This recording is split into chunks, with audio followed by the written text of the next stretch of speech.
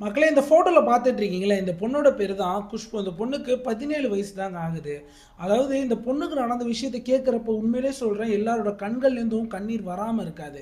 இதுல முக்கியமான விஷயம் என்ன அப்டின்னா, இந்த பொண்ணோட வளர்ப்பு தாய், அதாவது இந்த பொண்ணோட அப்பாவோட 2வது மனைவி செய்த செயலெல்லாம் கேட்கிறப்ப, அந்த செஞ்ச கேட்குறப்ப இப்படிலாம் ஒரு மனுஷனால செய்ய முடியுமாடா அப்படின்ட்டு உண்மையிலே நம்மளுக்கு ஒரு கேள்வி எழுமோ, அதை விட உண்மையிலே ஒரு பதட்டம் ஏற்படும் அப்படின்னே சொல்லலாம். உண்மையிலே நீ கேட்கக்கூடிய சம்பவம் உங்களோட ஈரக்குள்ளேயே நடுங்க வச்சிரும். வீடியோவை மறக்காம முழுசா பாருங்க. இது அவசியம் பார்க்க வேண்டிய வீடியோ, எல்லாருமே பார்த்தே தீரணும். ஏன்னா முக்கியமான நிறைய விஷயங்கள் இந்த வீடியோவில் இருக்கு. வீடியோவை முழுசா பார்த்து முழு கதையை தெரிஞ்சுக்கோங்க. நம்மளோட சேனலுக்கு நீங்க புதுசாக இருக்கும் பட்சத்தில் மறக்காம ஒரு லைக் கொடுத்துட்டு சப்ஸ்கிரைபும் பண்ணி வச்சுக்கோங்க. மக்களே, முதல்ல இந்த குடும்பத்தை பற்றின முழு விவரத்தை நீங்க தெரிஞ்சுக்கிட்டாகணும். இந்த ஃபோட்டோவில் பார்க்குறீங்களா, இவனோட பேர் தான் கபில். இவன் 2009 நவம்பர் மாதம் பிரீத்தி அப்படின்ற பொண்ணை ஒரு காதல் திருமணம் செய்கிறான். அந்த பொண்ணுக்கு விருப்பம் இல்லைனாட்டி கூட இந்த கபிலுக்கு ஒரு சில சொத்து இருக்கிறதுனால அந்த பிரீத்தியோட குடும்பத்தினர் சேர்ந்து வற்புறுத்தி கல்யாணம் பண்ணி வச்சிடுறாங்க. ஸோ கல்யாணம் ஆகி நல்லா தான் வாழ்ந்துட்டு இருக்காங்க ரெண்டு பேருமே. இவங்க ரெண்டு பேருக்குமே ரெண்டு பசங்க. ஒரு பொண்ணோட பேர் குஷ்பு, இன்னொரு பையன், அவனோட பேர் ராதே. அந்த குஷ்புக்கு இப்போ 17 வயசு, அந்த ராதே அவருக்கு 13 வயசு தான் ஆகுது. உண்மையிலே ஒரு நல்ல அருமையான பிள்ளைகள், அருமையான குடும்பம். ஆனால் இந்த குடும்பம் ரொம்ப நாளாக நல்லபடியாக வாழலைங்க. கிட்டத்தட்ட 2017 ஏப்ரல் மாதம் என்ன நடக்குது அப்படின்னா, பிரீத்தி ஒரு மர்மமான முறையில் இறந்து போகிறாங்க. உடனே அந்த பிரீத்தியோட வீட்டர் எல்லாருமே வந்து எப்படி மாப்பிள்ளை என்ன ஆயிடுச்சு என் மகளுக்கு அப்படின்னு கேட்டுட்டு இருக்கப்ப இவர் என்ன சொல்றாரு கபில் அப்படின்னா, பிரீத்திக்கு சடனாக ஒரு ஹார்ட் அட்டாக் வந்துருச்சு. ரொம்ப நாளாவே அவளுக்கு இந்த பிரச்சனை இருந்திருக்கும் போல், நாங்கள் அதை சரியாக ஹாஸ்பிட்டலில் பார்க்கல. ஏன்னா அவளுமே நான் ஹாஸ்பிட்டல் கூப்பிட்றப்பெல்லாம் வரமாட்டா. இன்னொரு முக்கியமான விஷயம், இந்த ஹார்ட் அட்டாக் வந்ததுனால அவள் அந்த கட்டிலேருந்து கீழே விழுந்திருக்கா. கீழே விழுந்ததில் தலையில் அடிபட்டு அவள் இறந்துட்டா அப்படின்ற மாதிரி சொல்கிறாங்க. அந்த புருஷங்காரன் இருக்கான, இந்த உறவினர்கள் எல்லாருமே வீட்டுக்கு வரத்துக்குள்ளேயே அந்த இறுதி சடங்குக்கான எல்லா வேலையுமே செய்ய ஆரம்பிச்சிட்டான் அந்த பிரீத்தி அவங்களுக்கு. ஆனால் ஒரு சந்தேகம் ஏற்படுதுங்க அந்த பிரீத்தி குடும்பத்தினருக்கு. அது எப்படி நல்லா இருந்த மகள் திடீர்னு இப்படி ஆயிடுச்சு அப்படின்ற மாதிரி அவங்க சந்தேகம் இருந்தாலும் கூட அவங்கள்ட்ட அந்தளவு காசு பணம் கிடையாது. அதனாலே ஒரு மாதிரி தன்னைத்தானே தாழ்த்தி வாழ்ந்துக்கிட்டு இருக்கவங்களாம்.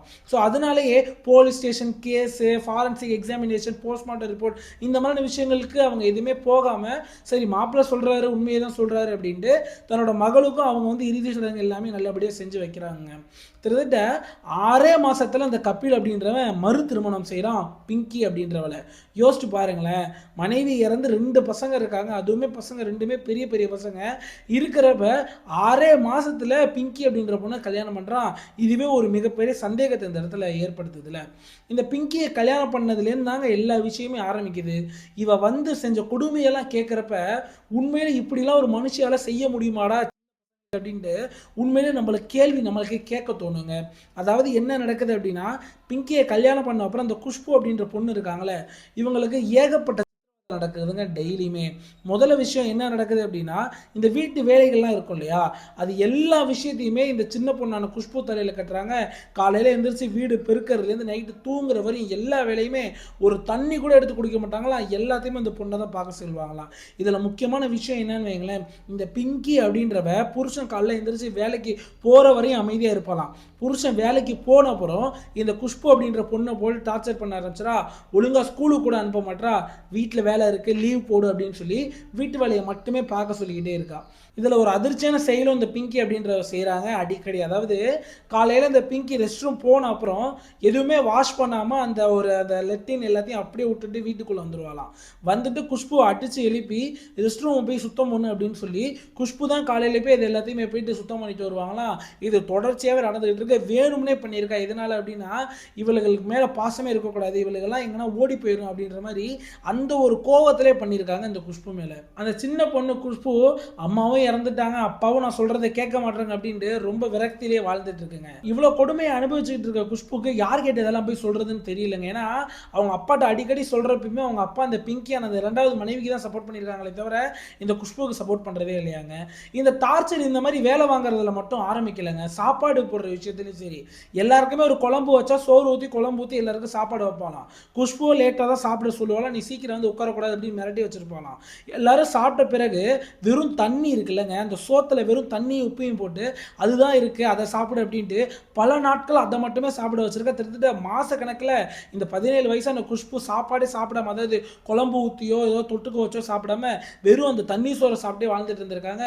இது எல்லாமே வந்து கேட்குறப்ப நம்மளுக்கு அதிர்ச்சியாக இருக்குங்க. அடுத்த விஷயம் என்ன அப்படின்னா, இந்த குஷ்புக்கு எப்படியாவது தன்னோட அம்மாவோட வீட்டார் இருக்காங்களே, அவங்கள எப்படியாவது கான்டாக்ட் பண்ணிடணும் அப்படின்ட்டு அவ்வளோ கஷ்டப்பட்டுட்டு இருக்காங்க. ஆனா, எல்லாத்தையுமே அந்த கான்டாக்ட்ட ஃபுல்லா துண்டிச்சு வச்சிருக்கானுங்க. இந்த கபிலான அப்பாவே எல்லாரையும் பிளாக் பண்ணி, டெலீட் பண்ணி வச்சிருக்க நம்பர. குஷ்புவால அவங்கள ரீச் பண்ணவே இல்ல. ஏன்னா, இவ்வளோ ஒரு கொடுமை நடந்துட்டு இருக்கு. அட்லீஸ்ட் நம்ம மாமாவோட்ட சொல்லியாவது, நம்ம மாமா வீட்டுக்கு போயிரலாம். இங்க நம்மளால வாழ முடியாது அப்படின்ட்டு குஷ்பு அவ்வளோ ஒரு ஏக்கத்துல தேடிட்டே இருக்காங்க. ஆனா, குஷ்புக்கு எந்த ஒரு நம்பர் எதுவுமே கிடைக்கலங்க. அப்படி இருக்கிறப்ப தான் இவளுக்கு பிங்கிக்கு ஒரு குழந்தை பிறக்குதுங்க. ஆல்ரெடி குழந்தை இல்லாதப்பயே அந்த வீட்ல அவ்வளோ கொடுமைகள் நடந்துட்டு இருக்கு இந்த குஷ்பு அப்படின்ற பொண்ணுக்கும், அந்த ராதே அப்படின்ற 13 வயசு பையனுக்கும். ஆனா இந்த குழந்தை பொறந்த பிறகு அந்த இன்னும் பயங்கரமான அளவுல அதிகமாக ஆரம்பிக்குது. அதை வந்து இவங்களால ரெசிஸ்டே பண்ண முடியாம டெய்லியுமே மனசு நொந்து போய் அழுதுகிட்டே இருக்காங்க. வெளியில யார்ட்டையுமே சொல்ல முடியல. ஏன்னா இவங்களை வெளியிலேயே விட மாட்டானுங்க. அந்த ரூம்குள்ளேயே பூட்டி வச்சிருக்காங்க. ஏன்னா வெளியில விட்டா இது போய் யாருக்குன்னா சொல்லிடும், எதனா பிரச்சனை வரும் அப்படின்றதுக்காக வெளியிலேயே விடாம வீட்டுக்குள்ளே வேலை வாங்கி ஒரு ஜெயில் மாதிரியே வச்சு அந்த வளர்த்துருக்கானுங்க. அவங்க அப்பாவும் இதை பத்தி பெருசா கண்டுக்கிறதே இல்லை. அவங்க அப்பா முழுக்க முழுக்க பிங்கி மேலேயும், அந்த பிங்கிக்கு பிறந்த அந்த புது குழந்தை மேலேயும் மட்டும்தான் முழு பாசத்தையுமே காட்டுறான். தன்னோட முதல் பிள்ளைகளை சுத்தமா கண்டுக்கவே மாட்டுறாங்க. இதுல என்ன நடக்குது அப்படின்னா, குஷ்புக்கு அடிக்கடி உடம்பு முடியாம போகுது. ஏன்னா ஒழுங்கான சாப்பாடு இல்லாதனால அந்த மென்டல் ஸ்ட்ரெஸ்னால உடம்பு ரொம்ப மெலிஞ்சு போய் ரொம்ப எலும்பு தோலுமா காணப்படுறாங்கங்க. இப்படி இருக்கிறப்ப தான் ஒரு நாள் என்ன நடக்குது அப்படின்னா, குஷ்பு எப்பயுமே ஸ்கூலுக்கு பஸ்ஸில் தான் போயிட்டு இருப்பாங்களா. அப்போ பஸ்ஸுக்கு போயிட்டு இருக்கப்போ குஷ்புவோட ஃப்ரெண்டு மொபைல் யூஸ் பண்ணிட்டு இருந்திருக்காங்க. அந்த மொபைலில் இன்ஸ்டாகிராமில் ஒரு பெண்ணோட ஃபோட்டோ பார்க்குறாங்க. அந்த பெண்ணோட ஃபோட்டோவை பார்த்தோன்னே குஷ்புக்கு என்ன தோணுது அப்படின்னா, இந்த பெண்ணை நம்ம எங்கேயோ பார்த்துருக்கோம் அப்படின்னு யோசிக்க ஆரம்பிக்கிறாங்க. அப்போ தான் அந்த குஷ்புன்ற பொண்ணுக்கு தெரிய வருது, இது நம்மளோட மாமா பொண்ணு தானே அப்படின்ட்டு. உடனே அந்த ஐடியா ஒரு பேப்பரில் நோட் பண்ணிவிட்டு அவங்க ஃப்ரெண்டுகிட்ட எனக்கு ஒரு 3 நிமிஷம் டைம் தெரியா, நான் இவங்கள்ட்ட பேசணும், எப்படி பேசுறது அப்படின்னு கேட்குறாங்க.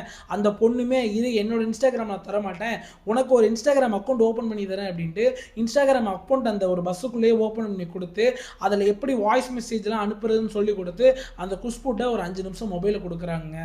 குஷ்பு அந்த பொண்ணுக்கு வாய்ஸ் மெசேஜ் அனுப்புகிறாங்க. நான் உன்னோட கசின் தான், இந்த மாதிரி நிறையா கொடுமைகள் என்ன நடந்துட்டு இருக்கு, என்னால் இந்த இடத்துல வாழ முடியாது, தயவு செஞ்சு என்னை வந்து கூட்டு போயிருங்க, என்னால் சுத்தமாக வாழ முடியாது, என்னை அப்படின்ற மாதிரி இந்த பொண்ணுக்கு நடந்த எல்லா அநீதியுமே அந்த ஒரு வாய்ஸ் நோட்ல சொல்லி அனுப்பி விடுதுங்க. அதுக்கப்புறம் என்ன நடக்குது அப்படின்னா, குஷ்பு மெசேஜ் பண்ண அடுத்த நாளே குஷ்புக்கான ரிப்ளைவும் வருது. அந்த ரிப்ளேவை அந்த திருப்பி 2வது நாள் பஸ்ஸில் போகிறப்ப அந்த ஃப்ரெண்டு காட்டுறாங்க, இந்த மாதிரி உனக்கு ரிப்ளே வந்திருக்கும் ஐடியில் அப்படின்ட்டு. அந்த ரிப்ளேல அவங்க என்ன சொல்கிறாங்க அப்படின்னா, கவலைப்படாதமா எல்லாம் சரியாயிரும் அப்படின்ற மாதிரி நார்மலான அட்வைஸ் இருந்துட்டு இருக்குங்க. திருப்பியுமே குஷ்பு ஒரு மாதிரி வற்புறுத்துது, என்னை தயவு செஞ்சு கூட்டிகிட்டு போயிருங்க அப்படின்ட்டு. உடனே அந்த சைடு குஷ்புவோட மாமா வீட்டாரில் என்ன நினைக்கிறாங்க அப்படின்னா, குஷ்புவுக்கு இன்னும் 18 வயசு ஆகாத காரணத்தினால இப்போ நம்ம கஸ்டடியில் எடுத்துகிட்டு வர முடியாது, இப்போ நம்ம குஷ்புவை போய் அழைச்சிட்டு வந்துட்டோம் அப்படின்னா நம்ம மேலே அந்த கிட்னாப்பிங் கேஸ் போட்டுருவாங்க, அதனால் அது ரொம்ப மிகப்பெரிய பிரச்சனை ஆயிரும், நம்ம பொண்ணுக்கு 17 வயசு முடியட்டு நம்ம போய் அழைச்சிட்டு வந்துடலாம் அப்படின்ட்டு அவங்க தரப்புலேருந்து குஷ்புட்ட சொல்கிறாங்க. குஷ்பும் சரி அது வரையும் நான் வெயிட் பண்ணுறேன் அப்படின்னு சொல்லிக்கிட்டு குஷ்பு வெயிட் பண்ணிகிட்டே இருக்காங்க. இதுக்கு இடையில இன்னும் பயங்கரமான சம்பவம்லாம் நடக்குதுங்க. அதாவது குஷ்பு 10th படிக்கிறப்ப வேணும்னே அந்த பொண்ணு மார்க்கே எடுக்கக்கூடாது, அந்த பொண்ணு ஃபெயில் ஆகணும் அப்படின்றதுக்காகவே குஷ்பு படிச்சுக்கிட்டு இருக்கப்ப வேணுமே சூடாக அந்த பாலெல்லாம் ஆற்றிட்டு போய் குஷ்புட்ட கொடுக்குற மாதிரியே அந்த கையில் அப்படியே தட்டி விடுவாங்களாம். குஷ்புவோட கை மேலே அந்த சூடான பால் விட்டு அந்த புக்கிலலாம் சூடான பால் ஊற்றி குஷ்புவால் படிக்க முடியாமல் போவாங்க. கிட்டத்தட்ட பல நாட்கள் இதே மாதிரியே ரொட்டீனாக நடந்திருக்குங்க. அது மட்டும் இல்லாமல் வேணும்னே 10th படிக்கிறப்ப ஸ்கூலுக்கு லீவ் போடுன்னு சொல்லி வீட்டு வேலையை பார்க்க வச்சுக்கிட்டே இருந்தாங்களாம். அதுலேயுமே பாதிக்கப்பட்டிருக்காங்க. குஷ்பு அந்த ஸ்பெஷல் கிளாஸ்லாம் நீ போகக்கூடாது அப்படின்ட்டு அதுவுமே முடக்கி வச்சுருக்காங்க வீட்டில். ஏதாவது பிங்கிக்கு என்ன ஒரு ஐடியா அப்படின்னா, இவளை மார்க்கே வாங்க விடாமல் இவளை ஃபெயில் பண்ணணும், இவளை அந்த அளவு எப்படிலாம் தப்பாக சித்தரித்து அந்த கப்பல் அப்படின்ற கணவன்கிட்ட இவளை சுத்தமாக அந்த வீடை விட்டு துரத்த வைக்கணும் அப்படின்றத அந்த பிங்கியோட எண்ணமே. குஷ்பு அப்படியுமே 10th எவ்வளோ மார்க் தெரியுமாங்க எடுத்தாங்க, கிட்டத்தட்ட 86% எடுத்திருக்காங்க மார்க்கு. யோசிச்சு பாருங்களேன், வீட்டில் இவ்வளோ கொடுமைகள், இவ்வளோ ஸ்ட்ரெஸ்ஸு, இவ்வளோ விஷயம் நடந்துமே தெரிஞ்ச 86% 10th எடுத்திருக்காங்க அப்படின்னா அந்த பொண்ணோட இன்டெலிஜென்ஸை பாருங்கள், அந்த பொண்ணோட அந்த கடமை உணர்வை பாருங்களேன். அப்படி இவ்வளோ இதுலேயும் படித்து மார்க் எடுத்திருக்கு அப்படின்னா அது உண்மையிலே எவ்வளோ பெரிய பாராட்டுக்குரிய விஷயம். இந்த மார்க்கை வீட்டில் சொல்ல வரப்பயுமே நீலாம் எதனா ஏமாற்றி எடுத்திருப்ப, ஏன் இப்படி பொய் சொல்கிற அப்படின்ட்டு இந்த 86% மார்க் ஷீட்டை காட்டுறப்பயுமே இந்த மாதிரி கேவலமாக பேசியிருக்கா. அந்த பிங்கி தன்னோட கணவர்கிட்டையும் இவெல்லாம் மார்க் இவ்வளோ எடுத்திருக்க மாட்டா, ஏதோ சீட் பண்ணி தான் எடுத்திருக்கா அப்படின்னு இதையுமே சொல்லியிருக்காங்க. எவ்வளோ ஒரு கொடுமைகள் பாருங்க. இதில் இன்னும் முக்கியமான விஷயம் என்னன்னு வைங்களேன், இந்த மார்க் எடுத்த பிறகு பிங்கிக்கு இன்னும் கோவம் வருது. இனிமேல் உன்னோட ஸ்கூலில் பேரண்ட்ஸ் டீச்சர் மீட்டிங் நடந்தால் நான் மட்டும் தான் வருவேன் அப்படின்ற மாதிரி சொல்கிறா. இந்த குஷ்புவோட ஸ்கூலில் பேரண்ட்ஸ் டீச்சர் மீட்டிங்கும் நடந்துகிட்டு இருக்கு. அந்த மீட்டிங்க்கு கபில் நீங்களாம் வர வேணாம், நான் மட்டும் போகிறேன் அப்படின்ட்டு இந்த பிங்கி மட்டும் தான் போவாளாங்க. அங்கே போனோடனே அங்கே உள்ள டீச்சர்ஸ் எல்லாமே உங்கள் பொண்ணு கிளாஸில் ரொம்ப அமைதியாக இருக்கா, அடிக்கடி தனியாக இருக்கிறப்ப அழுகிறா, எங்களுக்கு ஏன்னு தெரியல அப்படின்ற மாதிரி அவங்க கேள்வி கேட்குறாங்க.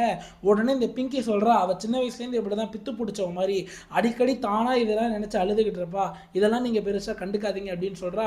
அது மட்டும் இல்லாமல் டீச்சர்ஸ் உங்கள் பொண்ணை ஸ்பெஷல் கிளாஸுக்குலாம் அனுப்புங்க, உங்கள் பொண்ணு அருமையான பொண்ணு, நல்லா படிக்கக்கூடிய பொண்ணு, இந்த பொண்ணுக்கு நல்ல எதிர்காலம் இருக்குது அப்படின்ட்டு அவ்வளோ நல்ல விஷயங்களை சொல்லி அந்த டீச்சர்ஸ் அனுப்பினாலுமே இந்த சைடு பிங்கி வீட்டுக்கு வந்துட்டு தன்னோட கணவரான கப்பில்கிட்ட உன்னோட பொண்ணு ரொம்ப கேவலமாக இருக்கா, ஸ்கூலில் பல ஆண்களோட பேசிக்கிட்டு இருக்காளாம், பல ஆண்களை லவ் பண்ணிக்கிட்டு இருக்காளாம், பல ஆண்களுக்கு லவ் லெட்டர் கொடுத்துக்கிட்டு இருக்காளா, சுத்தமாக படிப்பில் ஒன்றுமே கிடையாதான், ஏமாற்றி ஏமாற்றி தான் மார்க் வாங்கிட்டு இருக்காளா அப்படின்ற மாதிரி டீச்சர்ஸ் திட்டினதா அப்படியே மாற்றி சொல்லிக்கிட்டு இருக்கா கபில்கிட்ட.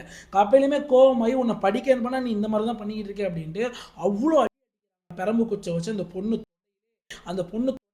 அந்த ப்ளூ கலரில் அப்படியே தடுப்பி காயங்கள்லாம் ஏற்படுதுங்க. அந்த காயங்களையும் ஃபோட்டோ எடுத்து இன்ஸ்டாகிராமில் திருப்பி தன்னோட மாமா வீட்டாருக்கு அந்த ஃப்ரெண்டு மொபைல் அனுப்பிக்கிட்டு இருக்காங்க. ஒரு சில நாள் அந்த பஸ்ஸில் ஃப்ரெண்டு வராதப்ப அந்த பஸ்ஸு கண்டக்டர் அண்ணன் ஒருத்தர் இருக்காங்களாம், அந்த அண்ணன் அந்த பொண்ணுக்கு நடந்த கொடுமைகள் சொல்லி அண்ணன் எனக்கு ஒரு நிமிஷம் மொபைல் கொடுங்க, நான் ஒரே ஒரு வாய்ஸ் நோட் அனுப்பிட்டு தரேன் அப்படின்ட்டு அந்த அண்ணன் மொபைலை வாங்கி அந்த அண்ணன் மொபைலில் இன்ஸ்டாகிராம் லாகின் பண்ணி இந்த பொண்ணு வாய்ஸ் நோட்டாக இருக்கட்டும் அந்த ஃபோட்டோவாக இருக்கட்டும் எல்லாமே அவங்க மாமாவுக்கு அமைச்சு விட்டுட்டு அதுக்கப்புறம் அந்த இன்ஸ்டாகிராமை லாக் அவுட் பண்ணுவான். இப்படி தான் அதோட ரொட்டீன் போயிட்டே இருக்குங்க. யோசிச்சு பாருங்களேன், 17 வயசில் அந்த பொண்ணு எவ்வளோ அனுபவிச்சிருக்கு அப்படின்ட்டு. இதுவும் இல்லைங்க, இன்னும் எவ்வளவோ எக்கச்சக்கமாக இருக்கும். அதெல்லாம் கேட்குறப்ப உங்களோட மனசே பதபதச்சு போயிருங்க. ஒரு நாள் பிங்கி காலையில் 5:30 மணிக்கெல்லாம் குஷ்புவை எழுப்பி அரை தூக்கத்தில் குஷ்பு இருக்கிறப்பே இன்னைக்கு ரொம்ப சிறந்த நாள், இன்னைக்கு நம்ம பூஜை பண்ணி ஆகணும், உடனே போய் பூஜை அறையை சுத்தம் பண்ணு அப்படின்னு சொல்கிறாங்கங்க. குஷ்புவும் பூஜை அறையில் துணிலாம் எடுத்துகிட்டு போய் ஃபுல்லாக தொடச்சிட்டு இருக்காங்க. அப்போ அந்த பூஜை அறையிலே உடஞ்ச அந்த களிமண்ணாலான ஒரு ஆமை பொம்மை இருக்குங்க. அந்த ஆமை பொம்மையை எடுத்து இன்னும் உடஞ்சிருக்கே அப்படின்னு பார்த்துட்டு அதையும் சுத்தம் பண்ணி அந்த இடத்துல வைக்கிறாங்க. நேரடியாக கிச்சன்லேருந்து கையில் ஒரு சப்பாத்தி கட்டையோட அந்த பிங்கி வரா, இந்த குஷ்புவை பிடிச்சி அப்படியே கீழே தள்ளி விட்றா. குஷ்பு கீழே விழுவுறாவ, செவுத்துல போய் தலை அடிக்குதுங்க. அதுலேயே குஷ்புக்கு தலையில் அடிபட்டு லைட்டாக ரத்தமும் வருது. குஷ்பு என்னாச்சு அப்படின்னு கேட்குறப்ப அழுவ ஆரம்பிக்கிறாங்க. உடனே பிங்கி என்ன சொல்கிறா அப்படின்னா, ஏன்டி இப்படி அவசகுணமாக இருக்க, இந்த பொம்மையை ஒரு புனிதமான பொம்மையை போய் உடைச்சிட்டே இந்த ஆமை பொம்மையை, அதுவும் இன்னைக்கு சிறந்த நாள், உன்னை சுத்தம் தானே பண்ண சொன்னேன், இதுக்கு ஏன்டி இதெல்லாம் உடைக்கிற, என் மேலே உள்ள கோவத்தோட கடவுள் மேலே காட்டுறியா அப்படின்ற மாதிரி சொல்லி அந்த கையில் இருக்க சப்பாத்தி கட்டையை வச்சு அந்த ஆல்ரெடி தலையில் அடிப்பட்ட அந்த குஷ்பு கீழே கிடக்கிறவங்கள ஓங்கி அதில் அந்த குஷ்புவோட லெஃப்ட் சைட் கண்ணுல மிகப்பெரிய வீங்கிருதுங்க அந்த கண்ணு. இந்த இடத்துலலாம் மிகப்பெரிய ஒரு உள்ளாகிறாங்க குஷ்பு. உடனே என்ன செய்கிறாங்க அப்படின்னா, அதுக்கு அடுத்த நாள் ஸ்கூலுக்கு போகிறப்பயே அந்த ஒரு வாய்ஸ் ரெக்கார்டுங்க, அதை கேட்குறப்ப நம்ம மனசே பதச்சு போயிருங்க. அவங்களோட அத்தைக்கு, இப்போ அவங்களோட அத்தையோட ஸ்னாப்சாட் ஐடிக்கு அப்படின்னு நினைக்கிறேன், அவங்களுக்கு ஒரு வாய்ஸ் நோட் அனுப்புகிறாங்க. அத்தை ஒரு நிமிஷம் வீடியோ கால் வாங்க, அத்தை ஒரு நிமிஷம் வீடியோ கால் வாங்க, என்னோட கண்ணில் ஏற்பட்ட காயத்தை பாருங்க அத்தை, என் காலில் ஏற்பட்ட காயத்தை பாருங்க அப்படின்ட்டு அவ்வளோ கதறி கதறி அழுவ ஆரம்பிக்கிறாங்க. இப்போதான் என்ன நினைக்கிறாங்க அப்படின்னா குஷ்பு, இதுக்கு மேலே நம்ம வெயிட் பண்ண முடியாது, நம்ம இதுலேருந்து எப்படியாவது வெளியே போயே ஆகணும் அப்படின்றதுனால ரொம்ப வற்புறுத்த ஆரம்பிக்கிறாங்க தன்னோட மாமாவையும் அத்தையும் என்னை கூட்டிட்டு போங்க அப்படின்ட்டு. ஆனால் அவங்க செல்லேருந்து திருப்பி அதே விஷயத்த சொல்கிறாங்க, உனக்கு 18 வயசு ஆகலமா, உன்னை கூட்டு வந்துட்டா எங்கள் மேலே கேஸ் கொடுத்து எங்கள் குடும்பத்தையே உள்ளதுக்கு வச்சுருவாங்க, புரிஞ்சுக்க அப்படின்ற மாதிரி சொல்கிறாங்க. உடனே இந்த சைடு குஷ் பண்ணுற பொண்ணு என்ன நினைக்கிது அப்படின்னா, சரி நம்ம ஒரு 2 லெட்டரில் முழுசாக நம்மளுக்கு நடந்தது எல்லாத்தையுமே எழுதி நம்ம பிரின்சிபல்கிட்ட போய் கொண்டு போய் கொடுப்போம் அப்படின்ற மாதிரி யோசிக்குது.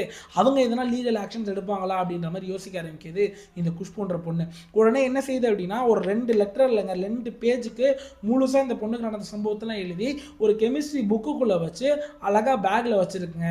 2 நாள் சனி ஞாயிறு லீவில் வீடை சுத்தம் பண்ணிக்கிட்டு இருக்காங்க. அப்போ இந்த பொண்ணும் சுத்தம் பண்ணிட்டு இருக்கு, குஷ்பு வேற யாரையும் சுத்தம் பண்ணுறப்ப இந்த பிங்கி அப்படியே நோட்டோட வந்திருக்கு. அப்போ அந்த இடத்துல ஒரு கெமிஸ்ட்ரி புக் எடுந்திருக்கு, எதர்ச்சியே எடுத்து அந்த புக்கை ஓப்பன் பண்ணுறா. அப்போ அதில் அந்த 2 லெட்டரை பார்த்துடுறாங்க.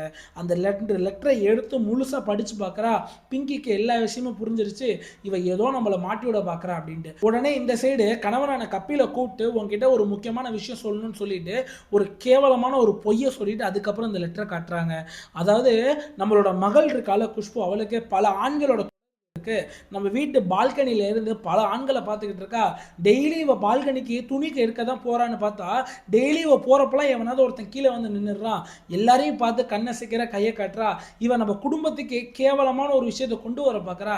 இவ கூட நம்ம கூட இருக்கவே கூடாது அப்படின்ற மாதிரி சொல்லிட்டு, அதுக்கப்புறம் அந்த 2 லெட்டரை காட்டி, இந்த இடத்துல பாரு நீ குடும்பத்துக்காக எவ்வளோ உழைக்கிற, நான் எவ்வளோ உழைக்கிறேன், நம்ம 2 பேரும் எவ்வளோ கஷ்டப்படுறோம் இந்த 3 பசங்களை வளர்க்குறதுல. ஆனால் அந்த குஷ்பு என்ன எழுதியிருக்கான்றதை பாரு. நம்மளை போலீஸில் மாட்டி கொடுத்து நம்ம குடும்ப கௌரவத்தையே நம்ம குடும்பத்தையே அழிக்க நினைக்கிறா. இவ வந்து ஒரு புள்ளையே கிடையாது, இவ அப்படின்ற மாதிரி அவ்வளோ விஷயங்களை கபில் காதல சொல்லிக்கிட்டே இருக்கா. கபில் அந்த இடத்துல ட்ரிகர் ஆகிட்டே இருக்காங்க.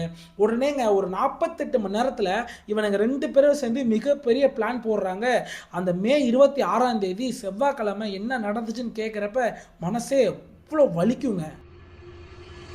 மே 26ஆம் தேதி காலையில் 4 மணிக்கு என்ன நடக்குது அப்படின்னா, குஷ்பு அவங்களோட அறையில் தூங்கிக்கிட்டு இருக்காங்க. அப்போ இவளுங்க 2 பேருமே யார், பிங்கியும் சரி அந்த பிங்கியோட கணவனான கபில் 2 பேருமே போயிட்டு, பிங்கி முதல்ல என்ன செய்கிறா அப்படின்னா, அந்த குஷ்புவோட உடம்பு காலில் இவளோட முழு வெயிட்டையும் போட்டு படுத்து அந்த காலை கட்டி அணைக்க ஆரம்பிக்கிறான்.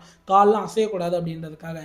உடனே இந்த கணவனான கபில், அதாவது அந்த குஷ்புவோட அப்பா என்ன தெரியுமா அங்கே செஞ்சான், அந்த குஷ்புவோட முகத்தில் ஒரு தலைவாணியை வச்சு அழுத்த ஆரம்பிக்கிறான். அந்த பொண்ணு அப்பா வேணாம்ப்பா வேணாப்பான்னு கத்துறதுக்குள்ளே அந்த பொண்ணோட உயிர் பிரிஞ்சிருதுங்க.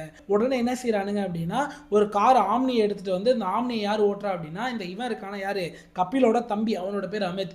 அதுக்கப்புறம் கபிலோட அப்பா ஜெகன்மோகன் அப்படின்ட்டு இவனுங்க எல்லாருமே சேர்ந்து அந்த ஆம்னியில் உட்காந்து இந்த பொண்ணை தூக்கிட்டு போறாங்க. அப்ப அங்க உள்ள வாசிகள் ஒரு சில பேருங்க, இவங்க வாழ்றது வந்து கோகுலம் சொசைட்டி அப்படின்ற ஒரு சொசைட்டி, ஒரு 250 குடும்பம் இருக்கிற சொசைட்டி. அந்த சொசைட்டியை அத்தனை மணிக்கு, அதாவது அந்த 5 மணி போல ஒரு சிலர் முழிச்சிருக்காங்க, ஒரு சிலர் இதெல்லாம் பார்க்குறாங்க. அவங்க கேட்குறாங்க என்ன ஆச்சு அப்படின்ட்டு. என்னோட பொண்ணுக்கு தொடர்ச்சியாக வாமிட், திடீர்னு மயக்கி விழுந்துட்டா, பக்கத்தில் இருக்க ஸ்பெஷாலிட்டி ஹாஸ்பிட்டல் கூட்டு போயிட்டு இருக்கு அப்படின்னு சொல்லிட்டு அவன் அந்த வண்டியில் வச்சு கூட்டிட்டு போகிறான். யாருமே முழுசாக அந்த பொண்ணோட முகத்தையோ அந்த பொண்ணோட அந்த ஒரு விஷயத்தையோ பொண்ணுக்கு உயிர் இல்லை அப்படின்றத கவனிக்க தவறிடுறாங்க. ஏன்னா இவனுங்க அந்த மாதிரி தான் தூக்கிட்டு போகிறாங்க. ரொம்ப ஃபாஸ்ட்டாக அதெல்லாம் நடக்குதுங்க. இவனுங்க என்ன செய்கிறாங்க அப்படின்னா, இவங்க ஊருக்கு பக்கத்திலே பிரச்கட் அப்படின்ற ஒரு பகுதி இருக்குது. அதாவது கங்கை நதியெலாம் வந்து அந்த கங்கை நதியோட ஆற்று ஓரத்தில் இவனுங்க என்ன செய்வானுங்க அப்படின்னா, ஒரு 100-150 பேர் வந்து ஒரே நேரத்தில் இறுதி சடங்கெல்லாம் செய்வாங்களா. அந்த இடம் எப்பயுமே கூட்டமாக இருக்கும். அதாவது என்ன அந்த ஊர்க்காரங்களால் நம்பப்படுது அப்படின்னா, அந்த பிரச்கட்டில் போய் இறுதி சடங்கு செய்கிறப்ப இறுதி சடங்கு அந்த இறந்தவங்களும் சரி, இந்த இறுதி சடங்குல பங்கேற்கவங்களும் சரி, அவங்க செஞ்ச பாவங்கள் எல்லாமே தீந்துரும் அப்படின்றது அந்த ஊரோட நம்பிக்கை. அதே சமயத்தில் அங்கே யாருமே வந்து செக் பண்ணுறதுக்கு இருக்க மாட்டாங்க. அந்த அளவு நிறைய கூட்டம் இருக்கிறதுனால யாரையும் கண்டுக்க மாட்டாங்க. ஏன்னா ஒரே நேரத்தில் 100-150 இறுதி சடங்குகள் அந்த ஒரு இடத்துல நடக்குமா. அந்த ஒரு இடத்துக்கு கொண்டு போயிட்டு அவசரமாக இறுதி சடங்கு பண்ணுறாங்க. இந்த பொண்ணோட தாயார் வீட்டுக்கு யாருக்குமே சொல்லவே இல்லை. முக்கியமான விஷயம், இந்த பொண்ணோட சொந்த தம்பியுமே அந்த இறுதி சடங்கு அழைச்சிட்டு வரல. அவனை வீட்டிலே வச்சு உள்ளே வச்சு பூட்டிட்டு வரானுங்க. அதுக்கு அடுத்த நாள் தாங்க சம்பவமே ஆரம்பிக்குது. அதாவது இந்த பொண்ணோட மாமா இருக்கார் இல்லையா, அவருக்கு ஒரு தகவல் போது, இந்த மாதிரி குஷ்பு வந்து இறந்து போயிட்டாங்க, ஏன் நீங்களாம் இறுதி சடங்குக்கு வரலை, என்ன இறுதி சடங்கு நடந்த மாதிரியே தெரியலையே, என்னாச்சு அப்படின்ற மாதிரி கேள்வி கேட்குறாங்க. அவருக்கு தூக்கி வாரி போடுறது. ஒரு 4 நாள் முன்னாடி தான் என் பொண்ணு என்கிட்ட வாய்ஸ் ரெக்கார்டில் அழுதுச்சு, என்ன இப்படி சொல்கிறீங்களே அப்படின்ட்டு உடனடியாக அவர் ஊர்லேருந்து கிளம்பி இந்த ஊரோட போலீஸ் ஸ்டேஷனுக்கு போயிட்டு எல்லா தகவலும் சொல்ல ஆரம்பிக்கிறாரு. இந்த சைடு போலீஸும் கபிலை கூப்பிட்டு விசாரிக்க ஆரம்பிக்கிறாங்க. அப்போ கபில் என்ன சொல்கிறான் அப்படின்னா, சார் என் பொண்ணு கிட்டத்தட்ட பல மாசமே உட முடியாம தான் சார் இருந்தா, அவளுக்கு தொண்டையில் ஏதோ மிகப்பெரிய பிரச்சனை இருந்ததுனால வாமிட் வந்துகிட்டே இருந்துச்சு சார், வாமிட் ஸ்டாப்பே ஆகல, இன்னொன்று ரொம்ப வயிற்று வலியில துடிச்சிட்டு இருந்தா, திடீர்னு அன்கான்சியஸ் ஆகி கீழே விழுந்துட்டா சார். உடனே என்ன செஞ்சோம், நாங்கள் பக்கத்தில் இருக்க ஸ்பெஷாலிட்டி ஹாஸ்பிட்டலுக்கு கூட்டு போகணும் அப்படின்ட்டு தான் ஆம்னியில் ஏற்றி கூட்டிட்டு போனோம். கடைசியில் அவரோட உயிர் பிரிஞ்சிருச்சு, அதனால தான் இறுதி சடங்கு முடிச்சுட்டு வந்துட்டோம் அப்படின்னு சொல்கிறான். உடனே போலீஸ் சைட்லேருந்து கேள்விகள் எழுப்புறாங்க. ஏண்டா எந்த ஒரு எக்ஸாமினேஷனும் இல்லாமல் எப்படி நீ போய் இறுதி சடங்கு செய்வ, ஏன் உன் வீட்டு பக்கத்தில் எவ்வளோ லோக்கல் கிளினிக்ஸ் இருக்குது அங்கெல்லாம் கூட்டு போகாமல் எதுக்காக பெரிய ஸ்பெஷாலிட்டி ஹாஸ்பிட்டலில் தான் கூட்டு போகணும் அப்படின்னு கூட்டு போனேன். இன்னொன்று, ஏன் இந்த பொண்ணோட தாய் வீட்டாருக்கு சுத்தமாக தகவலை தெரிவிக்கல அப்படின்னு கேட்குறப்ப அதுக்குமே ஒரு பதில் வச்சுருக்கான். சார், அதாவது என்னோட முதல் மனைவி இறந்த பிறகு கிட்டத்தட்ட நான் வந்து ஒரு 5-6 வருஷமாக இவங்க கூட கான்டாக்டே கிடையாது சார். நான் இவங்கள்ட்ட காலில் எதுலேயுமே நான் பேசுகிறதே கிடையாது. இவங்களே இந்த குஷ்புன்ற பொண்ணை தண்ணி தெளிச்சு விட்டாங்க சார். நான் தான் ஸ்கூல் ஃபீஸ்லாம் கட்டி ஃபுல்லாக படிக்க வச்சுட்டு இருக்கேன். இவங்கள்ட்ட ஏன் சார் நான் சொல்லணும் என்னோட பொண்ணு இறந்தது. இன்னொரு முக்கியமான விஷயம், என் பொண்ணோட உயிர் அந்த ஆம்னி காரில் போயிட்டு இருக்கவே பிரிஞ்சிருச்சு. அவரோட ஆத்மா நிம்மதியாக சாந்தி அடையணும் அப்படின்றதுக்காக தான் பிரச்கட்டில் போயிட்டு நான் என் பொண்ணுக்கு இறுதி சடங்கு செஞ்சேன். என் பொண்ணோட சடலத்தை வச்சுக்கிட்டு நான் அங்கிட்டு இங்கிட்டு அலைஞ்சு என் பொண்ணோட ஆத்மாவை அந்த ஒரு ஒரு சங்கடப்படுத்த நான் விரும்பல சார் அப்படின்ற மாதிரி கேவலமான ஒரு பதிலை சொல்கிறாங்க. இதுலேயே முழுக்க முழுக்க இவனை பற்றி தெரிஞ்சிருச்சு. அதுக்கப்புறம் அவங்க மாமா என்ன செய்கிறாங்க அப்படின்னா எல்லா ஆடியோ ரெக்கார்டிங் எடுத்து டேபிளில் வைக்கிறாங்க. போலீஸ் ஒவ்வொரு ஆடியோ ரெக்கார்டிங்கும் கேட்குறப்ப இவன் தான் ஏதோ பண்ணியிருக்கான் அப்படின்னு பிங்கியும் அழைச்சிட்டு வர சொல்கிறாங்க. பிங்கியும் அழைச்சிட்டு வந்து விசாரணையை மேற்கொள்கிறாங்க. அப்போ நிறையா விட்னஸ் கிடச்சிருச்சுங்க. இவங்க 2 பேருமே ஏதோ பண்ணியிருக்கானுங்கன்னு தெரிஞ்சிருச்சு. ஆனால் ஒத்துக்கவே மாட்டுறானுங்க. அப்போ இந்த ஆடியோ ரெக்கார்டிங் எல்லாம் வந்துட்டு காட்டின அப்புறம் ஒத்துக்கிறான். ஆமாம் சார் நான் தான் சார் செஞ்சேன் அப்படின்ட்டு இந்த கப்பில் ஒத்துக்கிறான். இதுக்கும் என்னோட 2வது மனைவிக்கும் சம்மந்தம் இல்லை சார், நான் தான் எல்லாமே செஞ்சேன். அதாவது என்னோட பொண்ணு ரொம்ப கேவலமாக வளர ஆரம்பிச்சிட்டா சார். இப்படியாப்பட்ட பொண்ணை நான் எப்படி சார் வளர்க்கறது? நீங்கள் உங்களோட பொண்ணு இந்த மாதிரி இருந்தால் வளர்ப்பீங்களா? இவ என்னோட குடும்பத்துக்கே இவ்வளோ பெரிய துரோகம் செஞ்சுட்டா. அதனால தான் சார் இந்த இடத்துல நான் இது ஒரு நான் செஞ்சேன் அப்படின்ற மாதிரி அந்த ரூட்டை அப்படியே மாத்துறான். ஃபர்ஸ்ட் என்ன சொன்னா, என் பொண்ணு உடம்பு முடியாமல் இறந்து போடுச்சுன்னு சொன்னா, இப்போ நான் செஞ்சேன், இதுக்கும் என்னோட 2வது மனைவிக்கு எந்த சம்மந்தமும் இல்லாமன்னு சொல்கிறான். அப்போ போலீஸ் தெளிவாக புரியுது இவனோட 2வது மனைவியை காப்பாற்ற ட்ரை பண்ணுறான் அப்படின்ட்டு. உடனே இன்னொரு விட்னஸ் இருக்காங்க, அதுதாங்க ஸ்டார் விட்னஸ், அவங்கள நம்ம விசாரிச்சே ஆகணும் அப்படின்ட்டு இந்த பொண்ணோட தம்பியான அந்த 13 வயசு ராதேவை கூப்பிட்டு விசாரிக்க ஆரம்பிக்கிறாங்க. அதாவது ஒரே ரூமில் அந்த ராதே, கப்பில், இந்த சைடு பிங்கி 3 பேரும் உட்கார வச்சு விசாரணை மேற்கொள்கிறாங்க. அப்போ இந்த ராதே என்ன சொல்கிறாரு அப்படின்னா, சார் என்னோட அக்காவான குஷ்பு உடம்பு முடியாமல் தான் சார் இருந்தாங்க, அவங்க இறந்ததுக்கு காரணமும் உடம்பு முடியாமல் இருந்தது தான் இறந்தாங்க அப்படின்ற மாதிரி சொல்றான். போலீஸ்க்கு அந்த ஒரு ஆன்சரை கேட்கறப்பே இவனுக்கு சொல்லி கொடுத்துருக்காங்க அப்படின்றது தெரிய வருது. ஏன்னா அவன் ஒப்பிச்ச மாதிரி இருக்கு. உடனே அந்த பையனை தனியாக வெளியில் அழைச்சிட்டு போயிட்டு அந்த பையனுக்கு பிடிச்ச சிப்ஸ் ஜூஸ் எல்லாமே வாங்கி கொடுத்து தனியாக ஒரு ரூமில் உட்கார வச்சு ஒரு பெண் போலீஸ் வச்சு அந்த பையன்கிட்ட பாசமாக பேசி விசாரிக்க ஆரம்பிக்கிறாங்க. அப்போ அவன் பாசமாக 2 வார்த்தை அவங்க பேசுகிறப்பே கதறி கதறி அழுவ ஆரம்பிக்கிறாங்க. என்னோட அக்கா இறந்துட்டாங்க அப்படின்ற மாதிரி அந்த 13 வயசு பையன் என் அக்கா அப்பா இல்லை அப்படின்ட்டு அவ்வளோ அழுவ ஆரம்பிக்கிறாரு. என்ன நடந்துச்சுன்னு கேட்குறப்ப தான் அந்த ஒரு அழுதுகிட்டே எமோஷனில் எல்லா விஷயத்தையும் சொல்ல ஆரம்பிக்கிறாங்க. அப்படி சொல்ல ஆரம்பிக்கிறேன் அந்த பையன் சொன்ன விஷயத்தை கேட்டால் உங்கள் கண்ணிலேருந்து கண்ணீரே வரும். அதாவது இந்த பையன் பிறந்த அப்புறம் அவங்க அம்மா இறந்துட்டாங்கல்ல சீக்கிரமாக 2017. இவ அதுக்கப்புறம் 6 மாதத்தில் பிங்கின்ற கல்யாணம் பண்ணுறாளா. இந்த பிங்கின்ற அந்த 2வது தாய் என்ன சொல்கிறா அப்படின்னா, இந்த பையனை பார்த்து, நீ நீ உங்கள் அம்மாவே தான் பிறந்திருக்க, உங்கள் அம்மா இறந்தது காரணமே நீ தான், நீ இந்த வீட்டில் இருந்தானா எங்கேயுமே போயிடுவ, நீ எல்லாம் ஒரு அப்படின்ட்டு தினம் அந்த பையனை சொல்லியே வளர்த்துருக்காங்க. அதில் அவனுக்கு மென்டல் டிசார்டர் மாதிரி ஒன்று ஆகிருச்சு. அதாவது நம்ம யார்கிட்டனா போய் பழகணும், நம்ம யார்கிட்டனா போய் பேசினா அவங்க செத்து போயிடுவாங்க அப்படின்ட்டு இந்த சின்ன வயசுலேருந்து வளர்ந்துட்டு இருக்கோம். அதனாலே இவன் யார்கிட்டையுமே பேச மாட்டாங்க. குஷ்பு சொந்த அக்காட்ட கூட கம்மியாக தான் பேசுவானா. அந்த போலீஸ் அந்த ஒரு ஆஃபீஸர் அந்த மேடம்கிட்ட இதெல்லாம் சொல்லிக்கிட்டு இருக்கப்பயே, என்கிட்ட பேசாதீங்க, நீங்களும் இறந்து போயிடுவீங்க, நான் இந்த மாதிரி பேய், நான் இந்த மாதிரி மாதிரி அவ்வளோ விஷயங்களை அவங்க சொல்லியிருக்காங்க. இதெல்லாம் கேட்டு அந்த போலீஸ் ஆஃபீஸரே கண்ணீர் விட்டுருக்காங்க. அது மட்டும் இல்லாமல் எங்கள் அக்காவுக்கும் எனக்கும் இந்த மாதிரி கொடுமைகள் நடந்துச்சு அப்படின்ட்டு முழு விவரத்தையும் சொல்லிட்டா. இப்போ போலீஸுக்கு ஸ்டார் விட்னஸ் கிடைச்சாச்சு. இப்போ இவனுங்களுக்கு மிகப்பெரிய தண்டனை வாங்கி கொடுக்கணும் அப்படின்ட்டு இருக்காங்க. இதில் நீங்கள் யோசிச்சு பாருங்களேங்க, இந்த ஜஸ்ட் இந்த குஷ்பு அப்படின்ற பொண்ணு இவ்வளோ விஷயம் செய்கிறதுக்கு பதிலாக அட்லீஸ்ட் ஒரு 100க்கு கால் பண்ணி அந்த ஒரு போலீஸ் ஸ்டேஷன்லேருந்து இந்த ஒரு விஷயம் எடுத்துகிட்டு போயிருந்தாங்கனாலே கொஞ்சம் அவங்க உயிர் தப்பிச்சிருக்கலாம் அப்படின்னு தாங்க நான் நினைக்கிறேன். இன்னொரு விஷயம், இந்த இடத்துல அவங்க மாமாவும் அத்தையும் ரொம்ப தப்பு பண்ணிட்டாங்க. ஏங்க என்னதான் லாலாம் அப்படி இருந்தாலும் கூட அவங்க அட்லீஸ்ட் ஒரு போலீஸ் அழைச்சிட்டு போயிட்டு ஒரு போலீஸ் வச்சு வார்ன் பண்ணியிருக்கலாம். இந்த மாதிரி இனிமேல் இந்த பொண்ணுகிட்டேருந்து தகவல் வந்துச்சு அப்படின்னா கண்டிப்பாக அவங்க மேலே ஆக்ஷன் எடுப்போம், அந்த பொண்ணுக்கு ஒரு சின்ன மொபைல் ஃபோனை கொடுத்து எதனா உனக்கு பிரச்சனைனா அந்த மொபைல் ஃபோன் கூப்பிடுமான்னு சொல்லியிருந்தா கூட கண்டிப்பாக இதில் எதனா நல்லது நடந்திருக்கணுங்க. ஆனால் இந்த இடத்துல ரொம்ப மோசமான விஷயம் நடந்துருச்சுங்க. இது எல்லாமே எதுக்காக அந்த பொண்ணை இந்த மாதிரி அப்படின்னா முழுக்க சொத்துக்காக தானுங்க. இந்த பிங்கி அப்படின்றவ இந்த பொண்ணுக்கு 18 வயசு ஆயிடுச்சு அப்படின்னா கண்டிப்பாக இவ இந்த மாமா வீட்டுக்கு போயிட்டு இவங்க அப்பா பேரில் சொத்தெல்லாம் இவ்வளவு பங்கு போட்டுருவா. அந்த ஒரு காரணத்தினால மட்டும்தான் இந்த கொலை நடந்திருக்கு. ஏன்னா பிங்கி எல்லா சொத்தையுமே பிங்கியோட அந்த 4 வயசு குழந்தைக்கு தான் எல்லாமே இருக்கணும் அப்படின்ற மாதிரி அவள் வாழ்ந்துட்டு இருந்திருக்காங்க. இதுதான் முழுக்க காரணம். இப்போ இவங்க 2 பேரையும் அரெஸ்ட் பண்ணிட்டாங்க. நீங்கள் உங்களோட கருத்தை மறக்காம கமெண்ட்ல சொல்லுங்க.